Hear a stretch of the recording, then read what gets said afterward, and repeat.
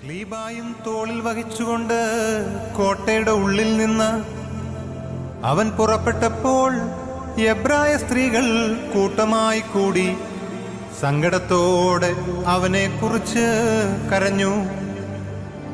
അവന്റെ അമ്മയും അവളെ അറിയുന്ന എല്ലാവരും ദൂരെ നിന്നിരുന്നു. എന്റെ മകനെ, എന്റെ വാത്സല്യഭാജനമേ, നീ എവിടേക്ക് പോകുന്നു? ഇവർ നിന്നെ എങ്ങോട്ട് കൂട്ടിക്കൊണ്ടുപോകുന്നു? ദുഷ്ടജനത്തിന്റെ കയ്യിൽ എന്തിനു നീ സ്വയം ഏൽപ്പിച്ചു കൊടുത്തു? എന്റെ മകനെ, എനിക്ക് കഷ്ടം. ഇന്ന് നിനക്കെന്ത് സംഭവിച്ചു എന്നു വലിയ ദുഃഖത്തോടെ അവളൊരു പ്രാവിനെ പോലെ കുറുകിക്കരയുവാൻ തുടങ്ങി.